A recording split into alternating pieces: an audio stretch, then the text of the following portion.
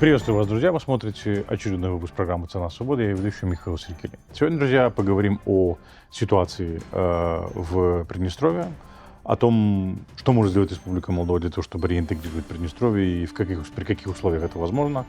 Что также может сделать Кишинев для того, чтобы навести порядок в Гагаузии. Об этом говорим с Анатолом Шалару в первой части выпуска. Во второй части выпуска говорим с муниципальным советником Кишинева Иваном Мельником о коррупции в Приморье Кишинева, обысках, которые прошли там недавно, да. И в третьей части говорим с Марианой Рацией о ее расследовании относительно нарядов вице-примара муниципалитета Кишинева Ирины Гутник. Обо всем этом через несколько минут, но, друзья, перед тем, как приступить к нашему сегодняшнему выпуску, призываю вас подписаться. Помогите нам набрать те самые 45 тысяч, которые мы стремимся набрать до конца года. Для этого нужно преодолеть рубеж 42 тысячи, это осталось несколько десятков. Помогите нам набрать и это, для того, чтобы, скажем так, наш канал рос и расширялась наша аудитория. Спасибо, друзья. Увидимся через несколько мгновений. Друзья, в этой части мы поговорим с господином Анатолом Шалару, экс-министром обороны Республики Молдова, политическим комментатором, о переговорах по прекращению огня в Украине или о мире в Украине и о внутриполитической ситуации Республики Молдова, в частности, о том, каковы перспективы реинтеграции Приднестровья, потому что об этом говорят в последнее время достаточно часто. Господин Шалар, приветствую вас. Добрый вечер, спасибо за приглашение. Спасибо, что нашли для нас время. Давайте с этим планом по Приднестровью. Что периодически всплывает в информационном пространстве о том, что нам нужно разработать какой-то план, его нужно иметь, скажем так, на всякий случай, для того, чтобы, когда настанет момент, реинтегрировать Приднестровье. С другой стороны, есть мнение, что все планы, связанные с реинтеграцией Приднестровья, не имеют никакого смысла до тех пор, пока там находятся российские войска, с одной стороны, и с другой стороны, пока непонятно, чем закончится война в Украине, да, как она там, потому что от этого очень многое зависит. Давайте об этом поговорим. Что вы думаете по поводу вообще планов реинтеграции Приднестровья и стоит ли сейчас, что называется, готовить эти планы? Всегда хорошо иметь при себе под рукой пару планов. Вдруг там кто-то спросит, а у вас есть план по реинтеграции? Есть, вот, пожалуйста. А вдруг российская армия уйдет из Приднестровья, есть план? И вот и такой есть. А если не уйдут, есть план? Вот и такой есть. Если Украина победит в войне, у вас есть план? Конечно, есть. У нас должны быть планы на все случаи жизни. И, конечно, я верю, что вице-премьер по реинтеграции – это очень толковый и хорошо подготовленный специалист, который знает очень хорошо обстановку, но все наши планы, они находят на пути очень большую преграду. Это присутствие российской армии в Приднестровье, в левобережье Республики Молдова, и нежелание России обсуждать вопрос вывода российских войск с территории Республики Молдова. Я подчеркиваю, это незаконное формирование, военное формирование, которое незаконно находится на территории Республики Молдова.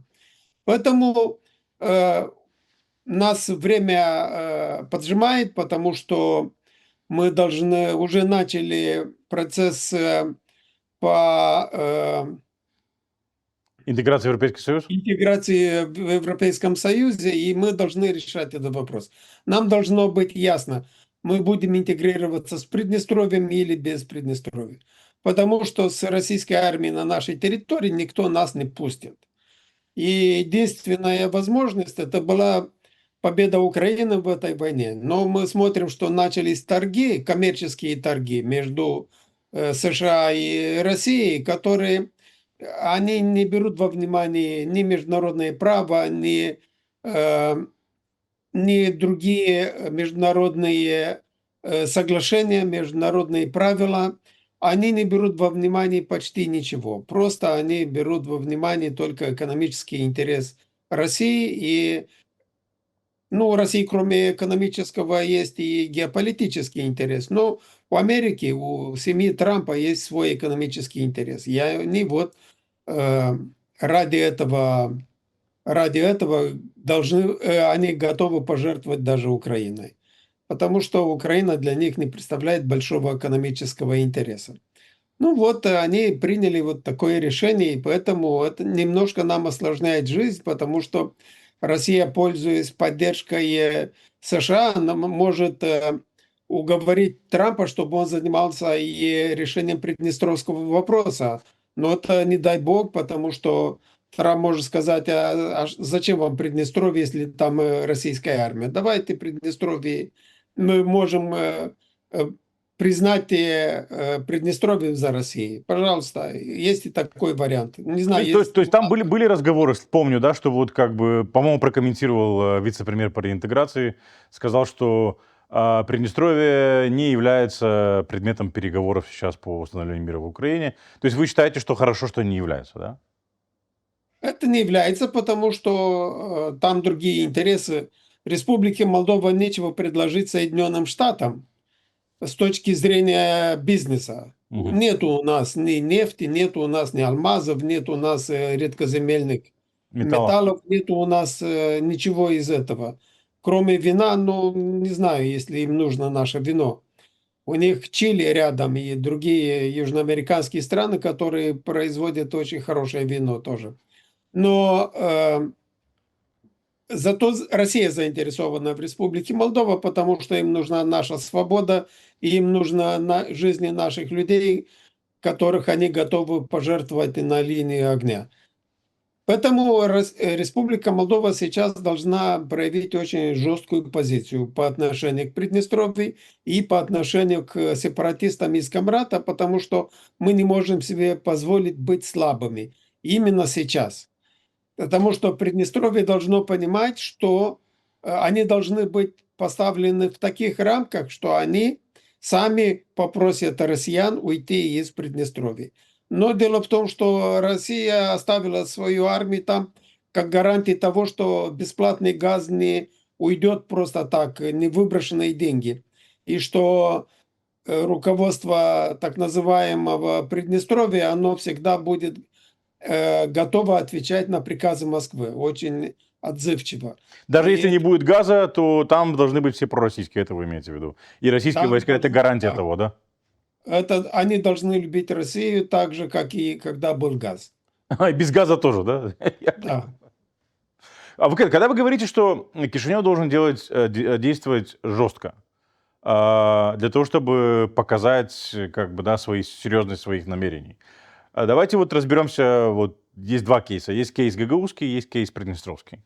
В случае с Приднестровьем, как это должно, с вашей точки зрения, выглядеть? Это должны быть экономические меры, это должны быть финансовые меры.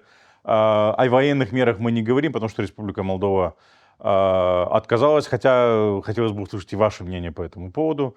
И потом, конечно же, хотелось бы услышать ваше мнение и по гагаузскому кейсу. Вот в случае с Приднестровьем, тем более сейчас там прошли вот эти вот так называемые выборы, да, и вы видели, что председателем так называемого Верховного Совета стала, ну, такое ощущение, что клон Евгении Гуцул, ну, во всяком случае, внешне, да. А, Давайте вот, когда вы говорите, что нужно действовать жестко, что вы имеете в виду? Я имею в виду, что надо принимать закон о сепаратизме. Ага, Этот закон надо принимать, надо применять его, начиная с сегодняшнего дня. Это первое. Второе. Не надо наказывать население, надо работать с населением левого берега, потому что результаты этих выборов говорят о том, что у них нет никакого доверия к руководству так называемого Приднестровья. да. Так?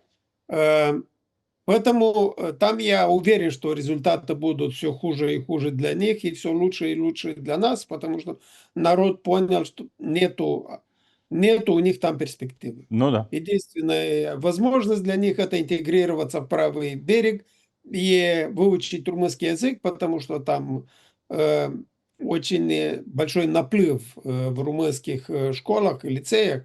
На левом Очень берегу, да? да. Ну, как и в Гагаузии то же самое. Очень многие хотят выучить румынский язык, потому что нет там у них перспектив. Согласен. Нужно экономические меры, это применить все законы Республики Молдова, и все должны иметь равные права в Республике Молдова. Если левый берег не платит налоги, пожалуйста, вы лишаетесь разрешением на торговлю, на экспорт. Почему Республика Молдова должна содержать сепаратизм? Так, они должны пользоваться теми же правами, но платить в центральный бюджет. Республика Молдова не обязана содержать там Верховный Совет, какой-то съезд депутатов, армию Приднестровья, полицию Приднестровья, милицию. Должно содержать этот бюрократический аппарат и большую армию КГБшников там в Приднестровье. Республика Молдова не обязана этим заниматься. Республика Молдова имеет свои заботы. Поэтому, когда народ поймет это, он лишит поддержки этих главарей, потому что это преступная группировка, которая там руководит незаконно захваченной территорией. Когда вы говорите о Нужно- законе о сепаратизме, господин Шалару, вы кого имеете в виду? Кто под него должен попадать и о чем этот закон? Об уголовной ответственности за призыв к сепаратизму и так далее. И еще один момент. Давайте вот как бы определимся. Это сепаратистская территория или это оккупированная территория? Потому что, мне кажется, больше подходит вариант оккупированная территория, потому что как бы мы таким образом признаем, что они хотят жить отдельно, но они не хотят жить отдельно, они находятся под оккупацией, как бы вот. Или как вы Ну, это это еще хуже, тогда они коллаборационисты. Ну, Это военные преступники тогда. Потому что по решению Конституционного суда и по решению Европейской парламентской ассамблеи левобережье Днестра является оккупированной территорией. ну, на Да, самом деле Дума так оно и это, есть. Да. да, это оккупированная территория, и те, которые возглавляют или по закону по сепаратизму, как за сепаратизм. Вот скажите мне, пожалуйста, все депутаты эти всех уровней, они являются сепаратистами или нет? Не, они с своей точки зрения являются оккупационной администрацией. Оккупационной администрации. Поэтому или надо принимать закон об оккупации, и те, которые, как в Украине, те, которые сотрудничают с оккупационными властями, те должны быть привлечены к уголовной ответственности. И вот все эти люди, все, которые в правительстве, депутаты всех уровней, всех, их нужно лишить гражданства Республики Молдова, потому что они сепаратисты. Они не должны иметь право выезжать куда-то. А то, что получается, что все эти военные преступники, будем так их называть, потому что они коллаборанты, они гуляют свободно по Кишиневу, по Республике Молдова, у них нет никаких проблем. Кто-то И говорил, когда что жена народ увидит Антюфеева, и извините, поймет, да, господин Шалару, жена Антюфеева, которая является сейчас заместителем вот этой вот новой председательши, да, так называемого Верховного Совета, да, в Кишиневском аэропорту в шортах расхаживает и это самое, раздает указания. Но это же вообще ни к чему не годится, никуда не годится. да, да, да, да, да. Многие у них там. Э, Ну ни- вот, Да. и вот когда будет закон очень строгим и будет применяться ко всем, без исключения, тогда я думаю, что отношение будет меняться. Потому Хорошо. что они Мгм. безнаказанно ходят, и народ видит и думает, ну и раз они там встречаются, раз они там сотрудничают, значит нет ничего такого плохого в этом. Хорошо, а насколько сильно там это самое российское военное присутствие? И как оно там представлено? Ну, вот это вот ОГРВ, да, там 1700-1400, плюс, я имею в виду солдат, плюс вот эти так называемые миротворцы, да, которые тоже регулярная часть российской армии, плюс там какая-то своя Приднестровская армия, плюс вот это МГВ. Вот это вот вся силовая махина, которая держит, ну, грубо говоря, в удушении этот регион, в количественном выражении, сколько там человек, которые вообще на все это работают? Есть какое-то представление? Плюс милиция, плюс эти номенклатурщики, их Да, много. Это целая армия, не обязательно в военной форме. Вот я недавно участвовал в подкасте «Зона де секуритати». да, да, да, да. И Ирина мне говорила, что было исследование, почти половина мужчин с левого берега Днестра в какой-то прямой или в косвенной форме сотрудничали с военными структурами левобережья, или с российской армией, или с другими Мгм. структурами. Потому что они им платили зарплату, эти люди ничего не производили, но они были как-то связаны с этой структурой. А их как-то привязали. И эти люди, они чувствуют себя не то что виноватыми, но они другого ничего не умеют делать.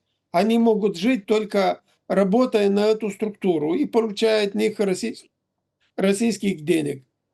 То есть мы говорим о сотнях, если не о сотнях, то как минимум о десятках тысяч людей на левом берегу Днестра, которые Да, работают на содержание этого режима там. Я правильно понимаю? да. Ну, там есть семьи офицеров, Да-да-да. пенсионеров офицеров, те, которые э, каким-то образом связаны с Россией и с российской армией, и с местными структурами военизированными. Мгм. Их очень много, и люди боятся непредсказуемости. Они не знают, что может случиться. Они привыкли к такому образу жизни. Им кажется, что вот, как у нас говорят, чтобы хуже не было. Да, есть такое. Хорошо, а вот что касается Гагаузии. С Гагаузией вроде как бы кейс полегче. Тут вся территория находится под контролем конституционных властей Республики Молдова. Но как-то мы видим то ли нерешительность, то ли осторожность, или как вы это оцениваете? Тем более вот сейчас выборы, да, которые должны пройти. Как в этих выборах должен проявить себя Кишинев, власть Республики Молдова? Я думаю, что это осторожность, тем более, что Кишинев понял, что там эти из национального, как называется, Народное собрания, собрание. Народное собрание. народное собрание, и все это руководство, они всегда готовы поменять эту самую кепочку, поменять и Да, фуражку, повернуть да? Власть фуражку, меняется. да. Они всегда готовы к сотрудничеству. Главное, кто даст больше. Видите, они уже созрели к предательству. Многие предали Шора, лишь бы потому, что Шор далеко, а семья рядом. Да, и И, прокуратура рядом, да, и прокуратура. тем более прокуратура. И они почувствовали, что пока власти не шутят с ними, и власти очень решительно начали применять закон, тем более, что это контролируемая зона Республики Молдова, и Кишинев не позволит Камрату просто так строить там какое-то отдельное государство, свою вотчину Шора или какую-то там э, преграду для вступления в Европейском Союзе, потому что я видел, как этот выступил Влах, или как Да-да-да, его Михаил, да. зовут, который сказал, что нет, мы скажем нет, мы против европейской интеграции не будет. Ну, он, по крайней мере, он очень такой смешной. Ну да, смешно, я согласен. А когда вы говорите, что нас никто не примет в Европейский Союз с нерешенным Приднестровским конфликтом, просто как бы до сих пор эта тема не очень обсуждалась, сейчас как-то она всплыла, да? На самом ли деле, или все же могут быть какие-то исключения для Республики Молдова? Республика Молдова должна решать вопрос присутствия российской армии. Ага. То есть это не столько вопрос Европейский реинтеграции, Союз, сколько вопрос присутствия российской армии, так? да, Европейский Союз не позволит присутствие российской военной базы на территории Евросоюза. И все. Это нам должно быть ясно, понятно. Поэтому, когда мы говорим о планах, они должны быть несколько планов разработаны на все случаи жизни, и разные сценарии должны быть в разработке. Мгм. То есть это вопрос присутствия российских войск на территории Республики Молдова? Это очень серьезный вопрос, да. Да. И даже миротворческие силы, потому что Европейский Союз не позволит присутствие российских миротворческих сил. А они незаконно уже на территории Молдовы, исходя с права, международного права, потому что страна, которая была участником военного конфликта, она не может там оказывать миротворческие услуги. Хорошо, а как они могут быть выведены технически? Это вопрос такой. Если нету давления оттуда изнутри и требования вывести их, как это Ну да, вот вообще будет возможно? требование со стороны Украины должна быть, со стороны Молдовы, со стороны жителей Приднестровья, потому что Республика Молдова должна применять очень жесткие меры экономические именно по отношению к этим. Мгм. Давать им срок, потом отключить электроэнергию, им поставки Газа? да, нефтепродуктов, поставки, ну это я имею в виду не населению, а именно этой группировки войск. И вот последний вопрос. То есть вот это вот давление, которое сейчас оказывается на Украину, да, понятное дело, это, ну, многие говорят, и мы говорили здесь, что это никакой не договор о мире, а договор о капитуляции Украины. И у Украины сейчас остался один единственный партнер, это Европейский Союз, имеется в виду страны Европейского Союза. Их там несколько, да, вот эта большая тройка, скажем так, это Германия, Франция, Великобритания и Польша, да, там и другие страны тоже на стороне Украины. Но очень многие обращают внимание и даже с какой-то критикой выступают, что у Европейского Союза нет никакого плана. И как бы и в этом и это позволяет России диктовать как бы свою повестку, навязывать свой вариант. Должен ли быть у Европейского Союза какой-то план? Или Европейский Союз понимает, что как бы сейчас обсуждать что-либо вообще невозможно? Европейский Союз отдельно от Соединенных Штатов не могут действовать сейчас, потому Мгм. что НАТО, Запад, это включает и США, который имеет самую большую такую, большее влияние, Да. самое большое влияние на Западе имеет Соединенные Штаты. Но мы смотрим, что сейчас Соединенные Штаты, они немножко поменяли свою позицию. И их не интересует справедливый мир, их интересует бизнес с Россией. И тем более, что нам должно было стать ясно еще с момента первой встречи Зеленского и Трампа. 28 Когда, февраля, да? В кабинете у да, в него во феврале, время. когда он выгнал Зеленского из кабинета. Поэтому э, Европейский Союз, он готовится, но не в таких темпах, которые ждет Украина и которые мы ждем. Ну, сейчас Соединенные Штаты приняли стратегию национальной безопасности. Они очень четко указывают на их планы, и мы не должны сидеть и плакать, и жаловаться, что Соединенные Штаты нас бросают. Мы должны действовать в рамках единого Европейского Союза. Мы как единое целое, как единое государство. Мы должны действовать, тем более, что у Европейского Союза многократное превосходство и в оружии, и в экономике, и в населении. И у них все есть. Все есть. Было бы политическое решение. Но, к сожалению, не во всех странах есть достойные лидеры, которые готовы отвечать современным требованиям. Есть люди еще, которые думают о прошлом, которые боятся Путина, которые хотят сидеть на двух этих лодках. Они хотят быть и с Соединенными Штатами, и с Россией, и с Украиной, и чтобы был мир во всем мире, и за все хорошее против всего плохого. Но такого не может быть, потому что идет война, там убивают детей, убивают мирных граждан, и они должны принимать решения. Вот смотрите, что делается с этими 200 миллиардов евро или долларов, которые находятся. Замороженные активы? Замороженные активы? Да, да, да. Ну, нет единого мнения о том, что этими деньгами надо финансировать Украину. Нет такого мнения, потому что каждый боится чего-то. Но Евросоюз уже начинает осознать, что цель России – это не Украина, а цель России – это и Европейский Союз.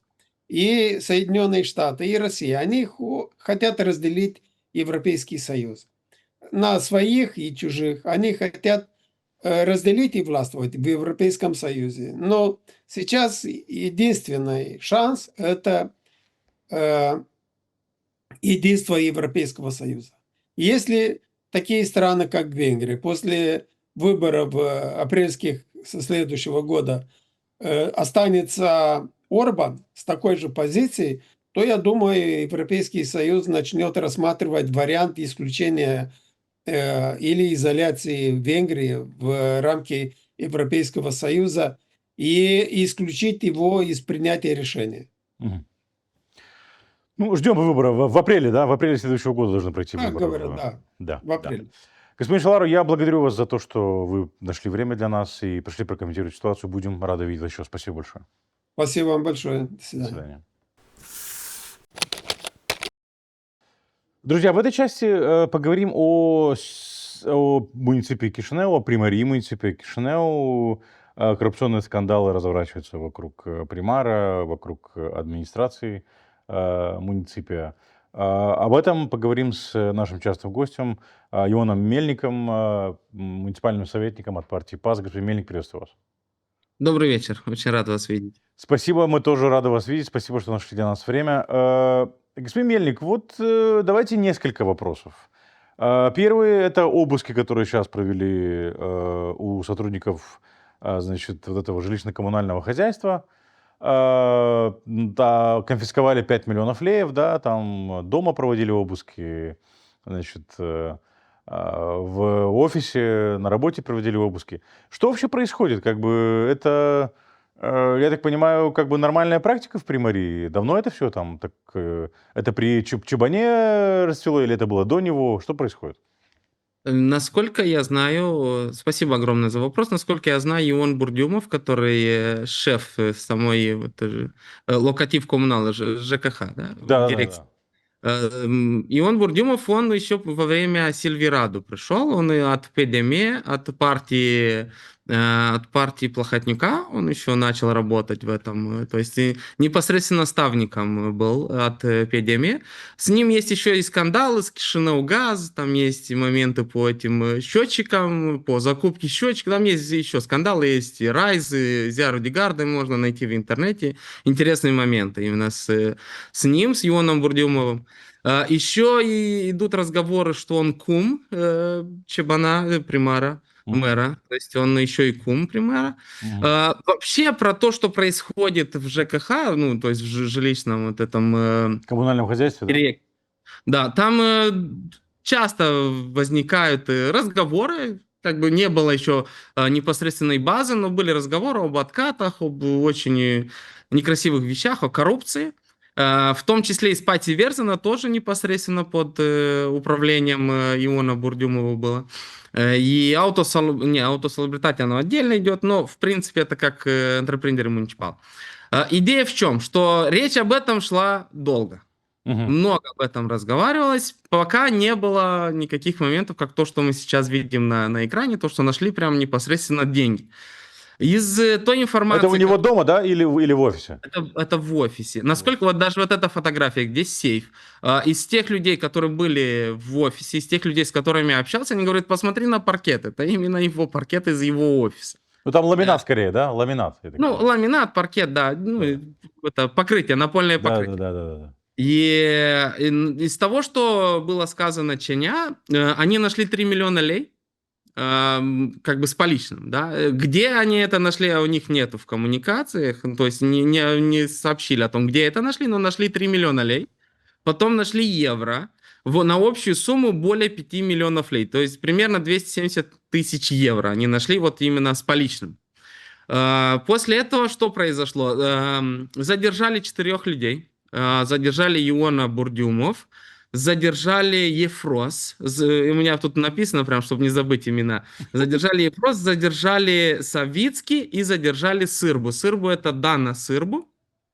Я, насколько понял из той информации, которая у меня есть, и Савицкий и Дана Сырбу уже были опущены, они уже как бы дома, и под домашним арестом или домашним контролем, я не знаю именно какой их статус.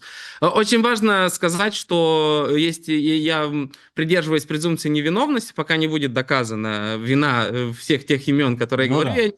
Это просто коммуникат от Ченя, то, что сам они сообщили. Это открытая информация.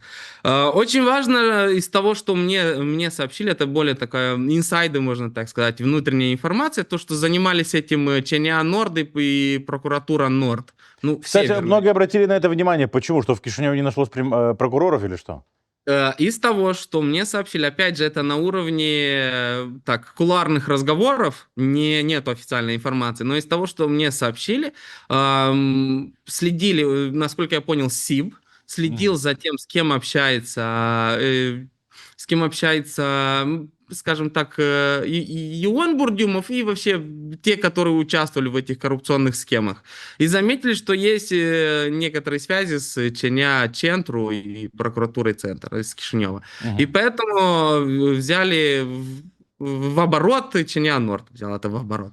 И, насколько я понял, не было сообщено заранее об обысках. Потому что у нас было моменты, когда мэр выходил и начинал анонсировать, то есть анонсировал то, что придут чиня в управление какие-нибудь заранее, то есть за день до. Было много моментов, когда мэр выходил и говорил, вот, завтра придут шоу Маскац, маски шоу и все такое, за день до или за 2 дня до. То есть понятно, что ему кто-то информацию давал, поэтому на данный момент сделали так, что без предварительной информации. Без утечек, да? Без утечек, да. И потом уже и видно, что это работает. То есть нашли 5 миллионов лей, больше 5 миллионов лей, это евро и лей сами непосредственно. Потом задержали 4 людей, задержали еще троих от фирмы, то есть представителей компаний, которые работали. Очень важно, что компании в основном были или там родственники, или знакомые тех людей, которые фигурируют. И компании имели активность только с локатив коммунала. То есть у них не было отдельной активности, они только этим и занимались. Ну, это олигархия, это понятно, когда фирма делает напрямую деньги от государства. Хоть и местного уровня, но все же олигархия. Потом задержали еще одного человека. На данный момент, я так понимаю, что в деле фигурирует 8 человек. Фирмам арестовали счета, арестовали активов на примерно 7,7 миллионов лей. Помимо тех 5 миллионов, что нашли непосредственно с поличным. Я даже нашел информацию от Национального антикоррупционного центра, от ЧНЯ, что они вот декларируют, что задержали. Есть такое у нас агентство по возврату преступных активов, АРБИ, вот при Национальной антикоррупционной службе, то есть ЧНЯ, они арестовали активы, незаконно присвоенные на сумму более 7,7 миллионов лей. Среди арестованных активов 2 жилых и 4 нежилых здания, 2 жилых помещения, транспортные средства, 2 сельскохозяйственных и 2 строительных участка, 4 банковских счета и 12 криптовалютных счетов. То есть улов интересный, улов хороший. Видно, что работали даже через криптовалюту. Мы об этом слышали в новостях именно по схеме Шора, который тоже работал очень много по криптовалюте. И непосредственно, насколько я слышал в последних отчетах, там примерно 100 миллионов лей через криптовалюту прошли именно по схеме Да. Шора. Хорошо, вот а на чем зарабатывали, собственно, деньги? Вот эти вот взятки, это откаты от чего? Это откаты? То, что арестовали, его подозревают в том, что получал откаты, я правильно понимаю? Да, да, по откатам все. Схема очень простая, смотрите. Два направления есть. Первое направление – это маленькие контракты, то есть берем большой контракт, но мы его разделяем на сегментирование, так называемое, разделяем на более маленький контракт, чтобы можно заключить прямой контракт. То есть Ага, то есть не проводить тендер, правильно? Да, не проводить тендер. Это первая схема, делается это по небольшим проектам, но их нужно делать много, через разные компании. Это какая сумма? Сумма должна превышать миллион или сколько?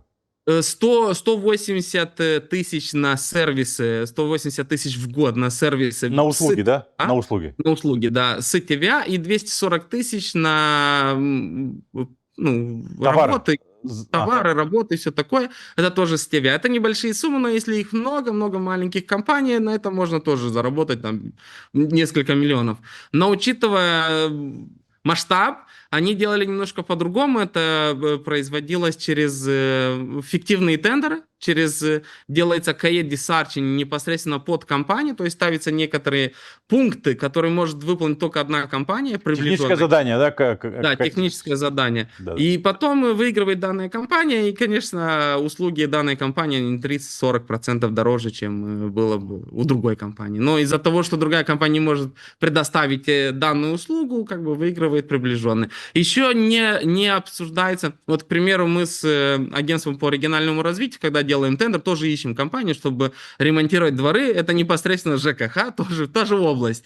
Вот и когда мы делаем тендеры, мы делаем коммуникат, все общаемся, призываем компании, даже я как муниципальный советник призывал компании из Кишинева, участвуйте, пожалуйста, давайте обустроим город и все такое. Они стараются делать это втихаря, чтобы никто об этом не слышал, как бы, ну, есть тендеры, и кто узнает, что разве вы каждый день мониторите, что какие тендеры у них есть? Нет, конечно, а вот какую часть бюджета администрирует вот это вот жилищно-коммунальное хозяйство в миллионах леев? То есть, 2 миллиарда. 2 миллиарда лей. Да. Это огромные деньги. Ну да, это очень большие деньги. Это огромные деньги. И смотрите. Но это вот, больше бюджет Гагаузии, весь бюджет Гагаузии. Бюджет Ну Гагаузии да. миллиард 700. Очень серьезно, там очень серьезно. Вообще сейчас примар дал бюджет, поставил на общественное обсуждение бюджет на 26 год. Затраты муниципа Кишинев более 10 миллиардов лей за год, на 26 запланированные. Прибыль 9,5 миллиардов лей. Чтобы вы понимали, насколько огромные бюджеты, прям огромный бюджет муниципа Кишинева, огромные деньги здесь и крутятся. И вот прям вчера я общался с одним человеком, я был на инспектировании дворов, и там есть один двор прямо через дорогу от Примарии, он стоит 2,5 миллионов или что-то такое. Вот мы прям ремонтируем все за 2,5 миллионов лей. И вот только с одного момента, только с одного вот этого казуса, который произошел с Ченя, где арестовали 5 миллионов, еще и 7,7 нашли, понимаете, какая сумма? Это 5 дворов мы бы смогли отремонтировать. Это непосредственно то, чем должно заниматься, чем должен был заниматься именно Бурдюмов. И когда очень странно, что и мэр Ион Чабан привел работников и говорит, что они не могут получить зарплату, и почему-то обвиняют нас, партию ПАС. Я не могу понять, почему оппозицию обвиняется в том, что само управление города, которое у них все в их руках, не может выдать зарплату своим работникам. И обвиняется почему-то оппозиция. Для меня это очень странно. Но хочется человеку это делать, ничего страшного. Но когда пришли работники, именно ЖКХ, жилищного вот этого хозяйства, и они попросили зарплату у нас, и в тот же момент было вот эти задержания на 5 миллионов лей непосредственно с поличным, и еще 7,7 миллионов арестованных счетов и активов. То есть, понимаете, насколько это цинично. Человек приносит людей просить зарплату, пока его зарплата этих людей воруется в тот же момент. Вот в тот же момент они воруются. Понимаете, насколько это цинично. И поверьте, тем 5 миллионов хватило бы, чтобы заплатить всем зарплату. Ну хорошо, а почему он не платит зарплаты? Потому что на зарплаты наверняка есть отдельно деньги, да? То есть, как бы... Да, на зарплата это бюджет, они деньги поставлены в сторонку. Смотрите, проблема в чем? В 2024 году был проголосован бюджет, муниципальный бюджет. То есть Примария муниципа Кишинева до сих пор работает по бюджету 2024 года? Да, 2024 года, конечно. Зарплаты Потому что в 25-м не приняли бюджет и... В 25-м нет, вы даже не обсуждаем об этом, потому что смысл обсуждать, год закончился. Сейчас мы начинаем обсуждать 26-й. Но по сей день работается по 24 году. Бюджет 24 года. И не исключено, что Новый год начнется по бюджету 24 года, я правильно понимаю? Ну, в принципе, он это хочет. Я сейчас вам объясню всю цепочку. Она очень простая. На самом деле, там очень просто. И многим даже не верится, что это настолько просто. Это настолько тупо, что многим не хочется верить, что оно прямо так. Но оно на самом деле вот так. В 2024 году мы проголосовали за бюджет. Там были и дворы. Помните, я вам рассказывал, что дворы не прошли, там ничего не дали. Хорошо, обманули нас. В 2025 году мы уже пришли с более жесткими требованиями, сказали, выходи публично, сообщи всем людям, чтобы все знали, если ты нас обманешь, чтобы все конкретно знали, в чем ты нас обманул. 25 год так мы не сумели и прийти к консенсусу, ничего не решилось. И когда начался 25 год, это очень важный момент, он подписал диспозиции де примар, так называемый документ. Распоряжение примара, да? Да, я не знаю, как это на русском. Распоряжение. Распоряжение мэра, да. И в этом распоряжении об временном бюджете, то есть использование в 24 бюджете на 25 год, пока мы как будто придем к консенсусу. Пришли к финалу года, в 24 году были одни зарплаты, сейчас другие. Из-за этого надо делать ажустари де бюджет, то есть подогнать цифры обратно но закон об временном бюджете не позволяет сильно менять пункты в бюджете. И то есть невозможно корректировку бюджета делать, да? Да, корректировку бюджета, но не сильно менять. То есть по чуть-чуть его можно менять, но так там и написано в законе. 7 то есть получается, правильно ли я понимаю, что у нас в 2025 году было повышение заработной платы, средней заработной платы. Да. Но проблема даже не в этом. Проблема даже не в этом. Потому что была та же ситуация с учителями в муниципалитете Кишинев. И он пришел с проекту Дидячизи по поводу корректировки бюджета, чтобы можно было выдать зарплату учителям. Они пришли один раз, пришли на второй раз. Мы сказали, смотрите, не проблема. Берем проект Дидячизи, разделяем. то, что у тебя есть по притурам, то, что ты хочешь дополнительно поставить, чтобы мы проголосовали сейчас как корректировку бюджета, в сторонку. Зарплату учителям мы голосуем прямо сейчас. На следующем заседании мы проголосовали, учителя получают деньги. Сейчас он опять приходит, говорит, дайте работникам при мэрии зарплату, но сюда впихивает притуру, ремонты дорог, ремонты плиток, ремонты всего. То есть то, что он не имел права делать вне бюджета. Мгм. Получается, То есть что он уже сделал, и ему нужно утвердить, получается, да? Да, он хочет легализовать это все. Ага. И сейчас получается, Ну, что это, он- по-моему, банально, это банальщина, и это пользуются любые недобросовестные примары, пользуются этим трюком, насколько я Ну, знаю. я говорю, это настолько тупо, что даже не хочется верить. Я же говорил насчет этого. И получается, он уже работу сделал, он деньги уже потратил, но не имел права на это. И Ну сейчас хорошо, а он- в чем, почему, в чем такая сложность утвердить бюджет? Я не понимаю, почему так долго это все заняло? надо договариваться, надо прислушиваться к муниципальным советникам. Надо, вот, к примеру, у меня вот... Ну на хорошо, он данный- не может договориться с вами, извините, да, с ПАСом. Да. А что, с социалистами тоже не может договориться?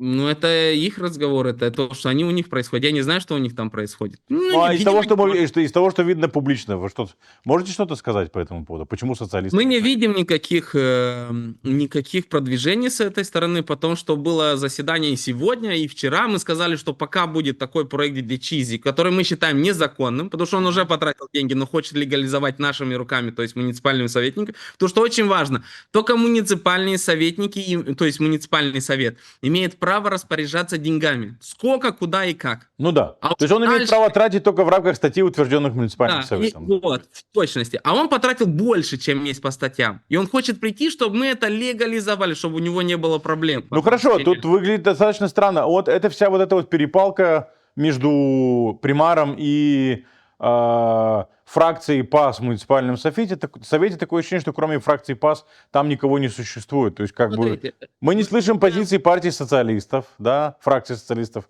и мы не слышим, как бы, что он может не с ними, просто как бы это попытка свалить все на партию ПАС или это может быть то, потому что социалисты могут смотреть со стороны, потому что двое дерутся, третий выигрывает. Ага, Всё, понятно. всегда так было. Но, опять же, я не утверждаю это. Но очень важно, что мы сказали, вот пока будет такой проект Дичизи, где затраты поставлены, которые мы считаем незаконными, мы не будем приходить на заседание. И мы уже 3 раза не приходим на заседание. Социалисты приходят 1, 2, 3 человека, тоже не приходят. То есть кворума нету. Заседание без кворума на данный момент. Это то, что может нам показать еще раз, что нету консенсуса, нету договоренности ни с одними муниципальными советниками. К примеру, я сейчас запрашиваю на 26-й год, я хочу начать ремонт дорог в муниципе Кишинев. Есть дороги, которые я считаю их очень важными, это дороги по подключению картьер. Как будет картьер? блоки, жилищные блоки, да? Не совсем блоки, это районы. Вот. Ага, Не понял. совсем районы, но маленькие районы. Сектора, да, какие-то? Да? Сектора, да, вот дороги, которые объединяют сектора, и чтобы... Ну, например, да, можете дать пример какой-нибудь? Конечно, Малина-Мари. Есть такая улица Малина-Мари, она едет прямо под мостом Виадукт. И чтобы попасть на Мелестил с Тестимитяну, надо ехать на Виадукт. Это очень большая артерия, которая всегда понял. заполнена пробки. Я хочу, чтобы отремонтировали дорогу под мостом, и чтобы можно было ездить вот так, с одного сектора в другой. То есть с Мелестил на Малина-Мика. Ну, Тестимитян и все такое. Да, Это, есть много таких дорог, я запрашиваю 43 миллиона лей. То есть я почитал, общался с министерством, я знаю, сколько это будет стоить, мы это уже делали в субурбиях, то есть и в Криково делается дорога, сейчас делалась не Чореску, а Крузешт, вот сейчас в Будешт тоже, то есть мы уже знаем, как это можно сделать, и мы уже работали с министерством, там все без проблем. И хочется то же самое в Кишиневе, я запрашиваю 43 миллиона лей. Что должен сделать примар, чтобы получить, вот в демократии что делать, чтобы получить мой голос? Он должен прийти и сказать, слушай, у тебя амбиции большие, я понимаю, город тоже большой, надо намного так, давай мы немножко урежем твои 43 миллиона на там 26 миллионов, вот эти самые важные дороги, а следующий на следующий год поставим. И тогда он может получить мой голос, потому что, в принципе, я был услышан, мои моменты были услышаны, и они добавлены в бюджет. А примар категорически против, только выходит на трибуну и говорит, а я все принял, я все принял. Нет, ты ничего не принял, а если даже ты некоторые моменты как будто были приняты, ты их не потратил, и те дворы не были сделаны. Мы хотим уважения к себе, потому что мы представляем народ, и это одновременно и уважение к народу. Я же не для себя прошу эти 43 миллиона, я прошу для дорог, для людей.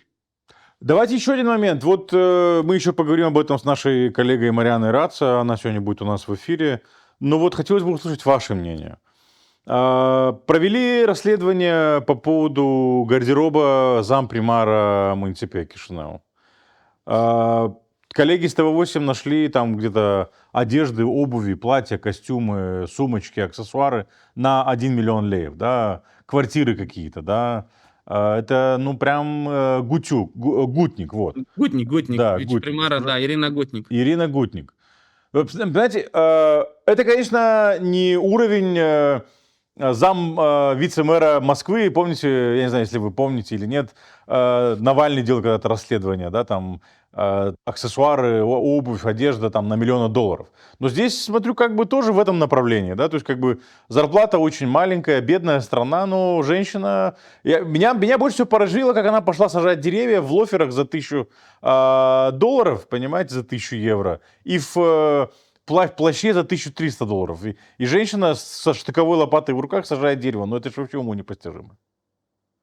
Смотрите, насчет Ирины Гутник, оно не первый раз, когда появляются все такие моменты. Есть еще, если я не ошибаюсь, Элизия Рудигарда или Райс, там говорилось о том, что ее называют Мальвина, потому что она любит хорошо одеваться и дорого и вкусно одеваться. Мгм. Это вообще обсуждается в кулуарах. Она единственная насколько- такая в Приморье? Давайте вот как бы так. Из тех, которые обсуждаются по кулуарам, она самая дорого одетая из всех, насколько. Ага. Вот прям самая такая элитно одетая женщина.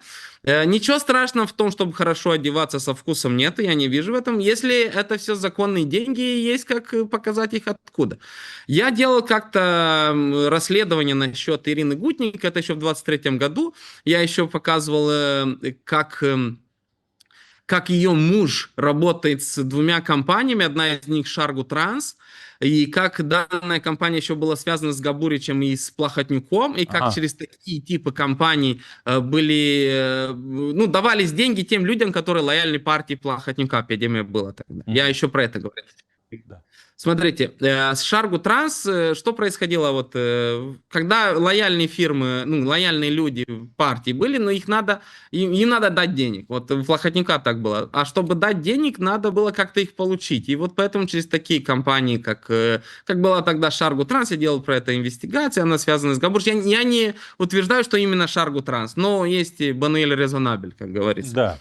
И я еще показывал про те машины, как она меняла себе X3 на X5, потом, как хорошо живет женщина. Если это законные деньги, я ничего не имею против. Но что меня очень сильно беспокоило именно во время, как я стал муниципальным советником, это то, что она была в АП-канал директором. Примерно полгода она была там. И АП-канал отдала землю, была земля АП-канала, отдала застройщику, и там застройщик построил много тысяч квартир, из них 100 квартир были предназначены для работников АП-канала, чтобы они купили вот эти квартиры по льготным ценам. Там 200 евро, по-моему, за квадратный метр на чеканах. Это достаточно хорошая цена и все такое. Они должны были сделать сообщить всем работникам, что есть такая возможность, сделать список, посмотреть, кто сколько работал. Там были некоторые пункты, которые надо было выполнить. Я не уверен, что они это выполнят, потому что Диана так у меня выгнала, когда я был у нее спрашивать данную информацию, меня выгнали с охраны и не позволили зайти. Там была и полиция, очень интересная история. Но к чему я веду? То, что на данный момент на Ирину Гутник официально зарегистрировано 2 квартиры из вот этих, которые были 100 квартир. Да. Она работала 4 месяца и получила 2 квартиры. Официально на нее это декларация для верии. Стремительная карьера. Стремительная карьера. Потом, дальше, что произошло? Из тех информаций, которые у нас есть, еще 4 квартиры через знакомых, родственников, так называемых персони интерплюсы. То есть, в общем, за 4 месяца женщина заработала на 6 квартир.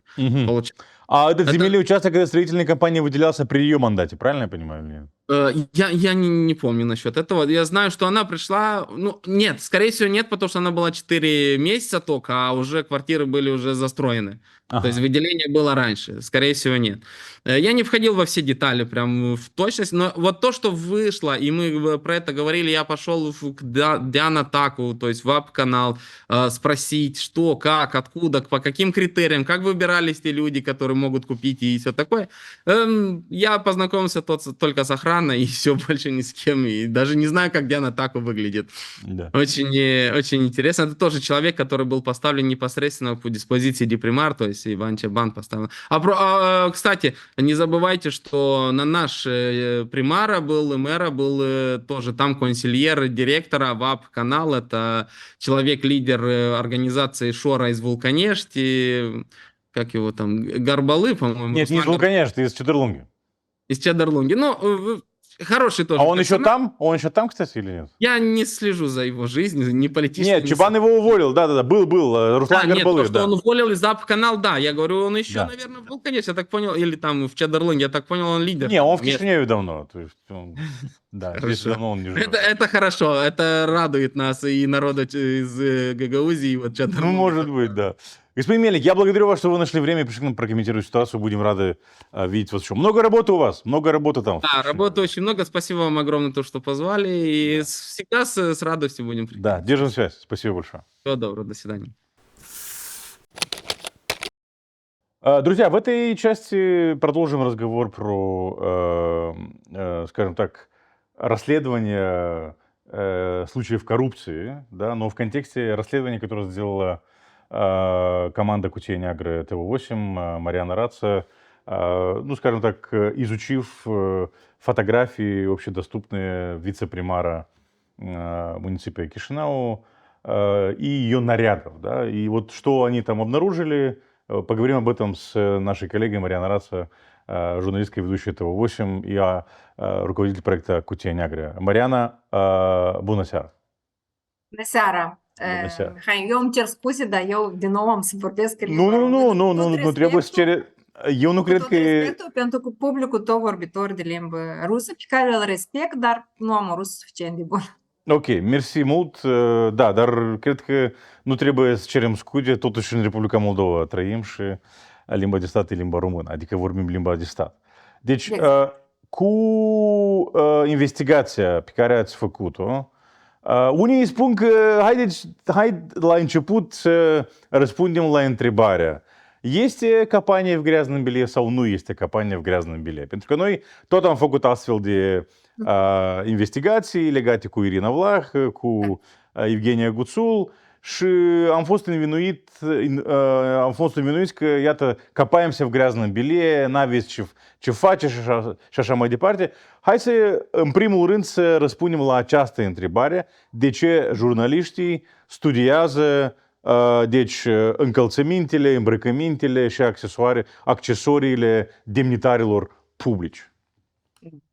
În primul rând, din câte înțeleg eu, această expresie de a căuta în rufe, da, căpața в нижнем bелье, înseamnă un pic altceva. Asta ar însemna să cauți acolo unde este viața privată.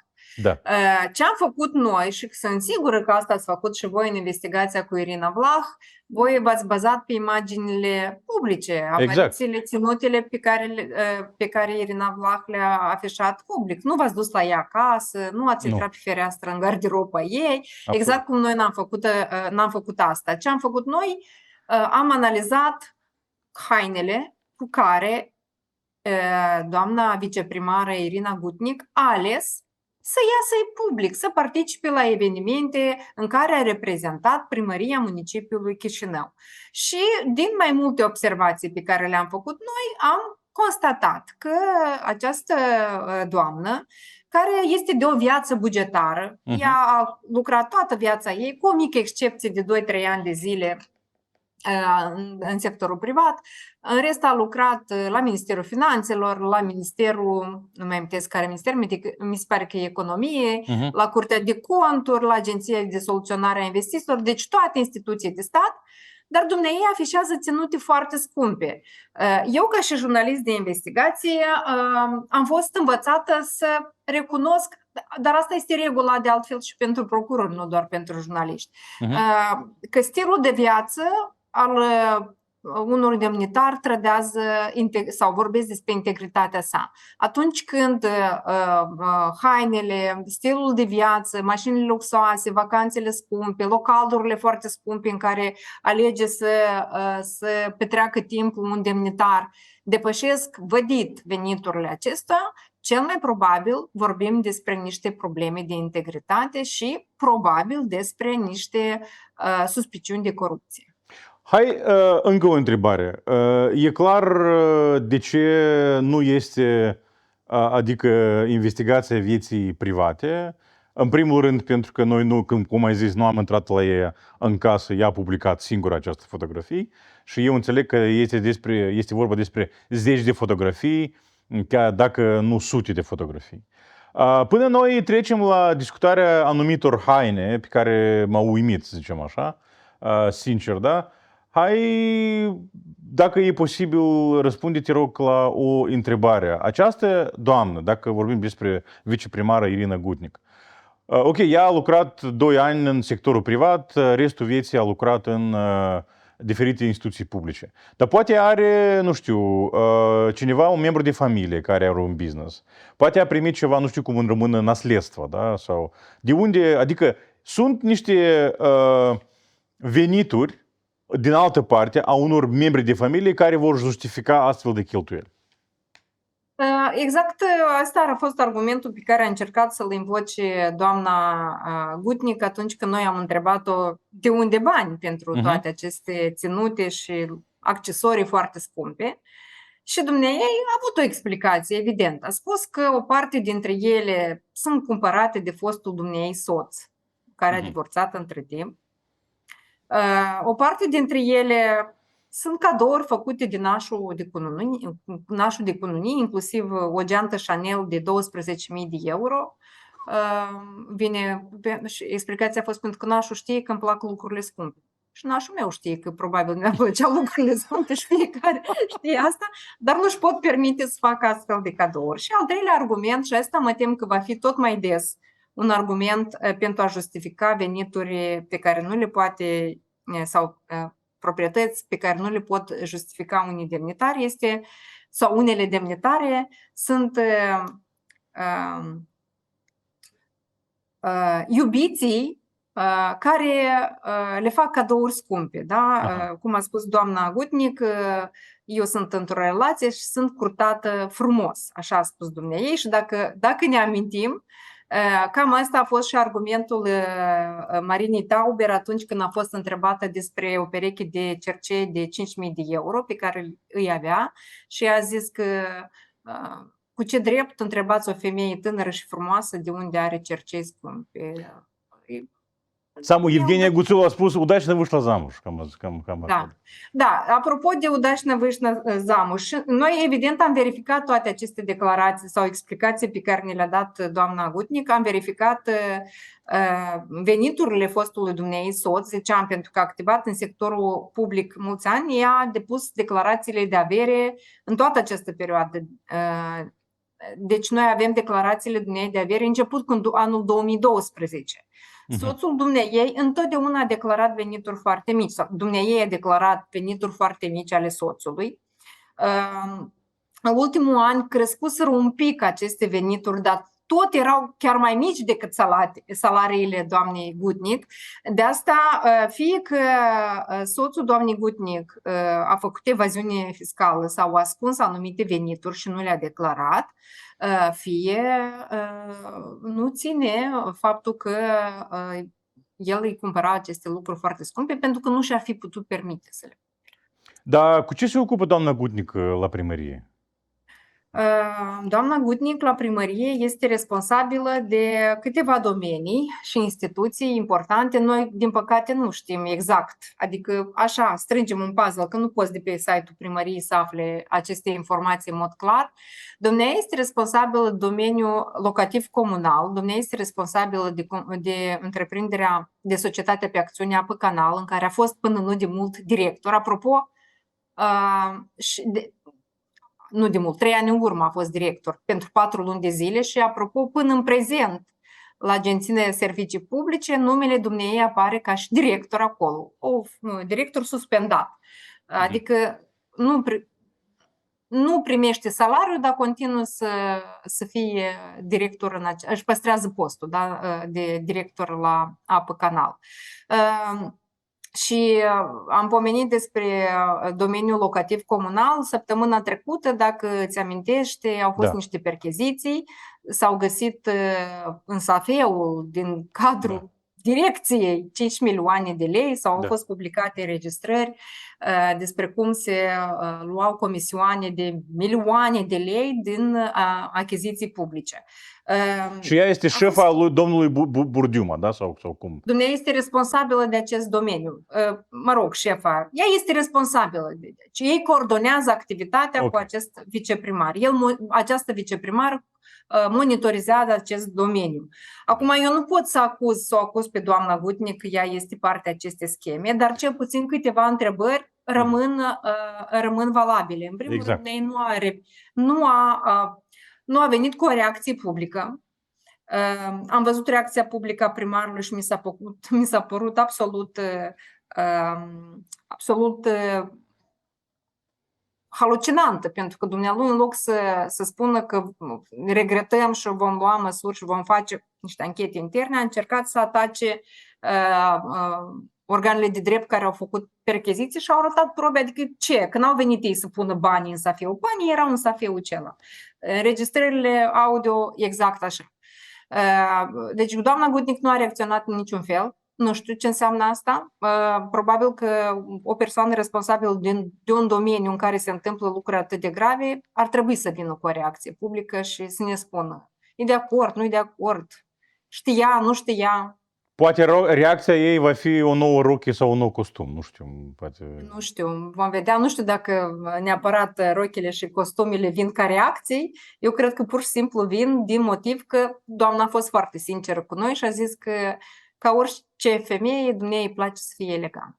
Ok, dar hai, iarăși, pentru că eu țin minte câțiva ani în urmă, fondul lui Navalny a făcut o investigație, probabil ai văzut, despre tot viceprimar a orașului Moscova, da? Care a fost și probabil încă este responsabil pentru domeniul social. Și ei au arătat la fix ca tu și-ai arătat, deci costume, rochii, accesorii și acolo este vorba despre milioane de dolari, da?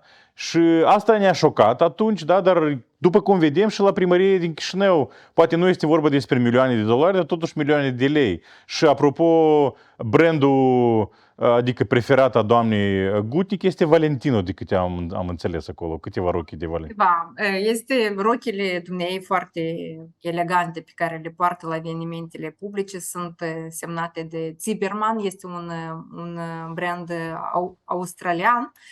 Dumnezeu a încercat să ne convingă că sunt niște replici, adică nu sunt originale, sunt niște copii ale rochilor de marcă, dar după publicarea investigației am fost contactați și am reușit să discutăm cu mai multe din patronii magazinelor din care dumneiei a spus că a cumpărat aceste rochi și toți ne-au confirmat că dumneiei nu le-a fost clientă. Deci cel puțin pe acest caz ne-a mințit. Și din moment ce dumneiei a mințit în privința locului unde ne-a cumpărat, suntem tentați să credem că a mințit și referitor la cât de veritabile sunt aceste rochi. Dar da, dumneei îi plac brandurile scumpe. Sincer, pe mine cel mai mult ce m-a șocat sunt pantofii Prada cu care s-a dus la pus copaci. Ia, da, și asta m-a șocat. Și nu doar pantofi, dar acolo și un, nu știu... Erau și trenci barbare. Da, trenci 1300 de euro, da? Altul n-avea acasă, probabil, și am îmbrăcat de care are. De altul cred că n-avea acasă. Exact. Uite, deci eu înțeleg că totuși noi suntem jurnaliști, trebuie să ne ținem de codul de etică, prezumția nevinovăției și așa mai departe. Nu putem declara lucruri pe care nu le știm, dar totuși, toată această bogăție pe care o demonstrează, da? Doamna Gutnic, cu toate veniturile pe care le are, adică pe care le declară, nu știu ce venituri are în total, dar totuși, despre ce asta vorbește? Despre corupție, despre ce? Dacă putem, ce fel de cuvinte putem utiliza aici ca să nu nimerim în situația când învinuim pe cineva neavând niște, nu știu, dovezi? Uite, eu am să pornesc de la prezumția nevinovăției dumneiei și am să zic așa. Doamna Gutnic declară în declarația sa de avere un salariu de 27.000 de lei. Da. Asta este salariul dumneiei. Alte venituri nu are doamna Gutnic și are 2 copii la întreținere. Bun, unul zice că este major și se întreține singur, dar are și o fiică minoră. Apropo, noi nu am menționat despre fiică, dar și ea poartă branduri. Nu atât de scumpe ca și mama, dar poartă și ea branduri scumpe pentru realitățile moldovenești. Acum, deci această funcționară cu un salariu de 27.000 de lei și până acum nu a avut cu mult mai mare salariu, își permite, cel puțin o dată la câteva luni, să-și cumpere câte o rochie sau o pereche de încălțăminte sau o geantă de jur de 1.000 de euro. Eu nu știu dacă este cineva în Republica Moldova care îi reușește această performanță. Eu nu-mi pot imagina. Cu așa salariu, da? Cu așa salariu, adică. Păi da, pornim de la salariul pe care îl are, dar chiar și așa, hai să ne imaginăm că își dorește foarte mult, dar oare poți? Dar oare când ai un venit din ăsta cu care exact îți ajunge să întreții și casa cea mare pe care o are doamna și familia, rup tu de la gura copilului ca să îți cumpere o pereche de încălțăminte de brand? Nu știu. Argumentul doamnei este, am zis, nașul, fostul soț și o persoană apropiată care o curtează frumos. Pentru mine nu a sunat convingător, am să recunosc asta. Nu am probe suficiente ca să o acuz de altceva, dar mi se pare că doamna Gutnic are obligația de a face claritate, pentru că suspiciunile vor continua să planeze asupra surselor ei de venit sau din ce surse dumneavoastră își cumpără aceste obiecte luxoase. Doamna Gutnic nu doar că are obiecte de haine de lux, da? Ne conduce o mașină și a condus toată viața ei mașini doar scumpe. Deci o funcționară care a condus BMW X3, BMW X5, BMW X6 și acum conduce un BMW electric de asemenea de lux, a cărui preț este între 80 și 100.000 de euro. Ne zice că îl ia uneori cu ziua. Noi ne-am dus la dumneavoastră acasă și l-am găsit în ogradă. În ogradă? Da. Ok, dar despre ce spune asta despre primărie în genere, da? Ce fel de atmosferă este acolo? Dacă totuși vorbim despre acel Gudiuma, da, или Burdiuma, nu țin minte, șeful departamentului locativ comunal, da? Și evident, doamna Gutnic este șefa lui sau cel puțin vizează acest domeniu, da? Și alte cazuri pe care le auzim în primărie. Ce spune asta despre primărie? Bun, ăsta nu este primul caz în care asistăm la percheziții și rețineri legate de cazuri de corupție în primărie. Și asta nu este de acum, dar este de mulți ani de zile la primăria municipiului Chișinău. Trebuie să recunoaștem că municipiul Chișinău este orașul cu cea mai mare, cu cele mai mari bugete, cu cei mai mulți oameni de afaceri, în care se construiește cel mai mult și evident tentația de a corupe, de a oferi bani pentru a obține anumite avantaje este mare. Acum, știi, noi avem, și există un instrument și pentru procurori, cum procurorii pot verifica dacă o persoană este coruptă sau nu, că nu poți, e foarte rar când îi poți prinde în flagrant, când dau mită sau iau, pentru că implică 2 persoane și ambele poartă răspundere pentru asta, adică e cam greu să vii și să denunți. Și de asta a fost introdusă această noțiune de îmbogățire ilicită, când se pornește de la ce ai și vine și te întreabă, dar din ce bani ai luat? Da. Exact același lucru, cred că ar trebui să explice. Că există corupție în primărie, e cu siguranță.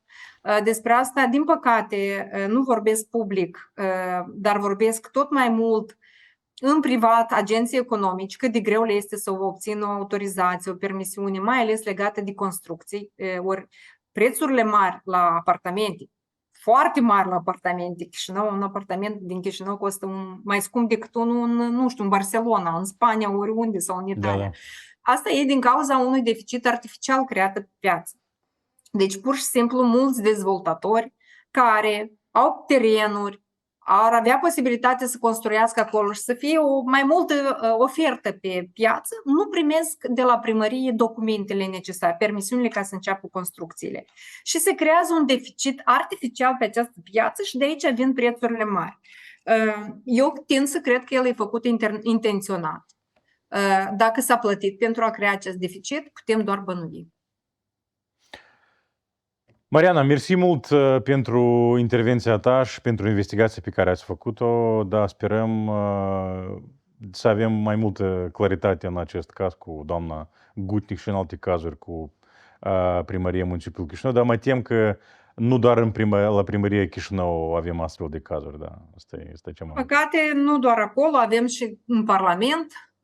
Vom fi atenți acum la ținutele doamnelor și domnilor, pentru că și ei și domnii știu să-și ataleze viața luxoasă. Exact. Și măcar așa să putem demonstra că avem o problemă cu lupta cu corupția în Republica Moldova, care trebuie rezolvată. Dacă tot astăzi e Ziua Internațională Anticorupție. Da, felicitări, da, cu ocazia, da, zilei. Mersi mult, Mariana. Da. Mie, dar mulțumesc, da. Mersi și ție pentru invitație. Да, cele bune. Друзья, таким был сегодняшний день, таким был сегодняшний выпуск. Не забывайте подписываться, друзья. Подписываться нам нужно добрать 45 тысяч до конца года. Помогите нам, чтобы наш канал стал больше, чтобы у нас было больше подписчиков и наша аудитория росла. Спасибо большое. Увидимся на следующей неделе в это же время. До свидания.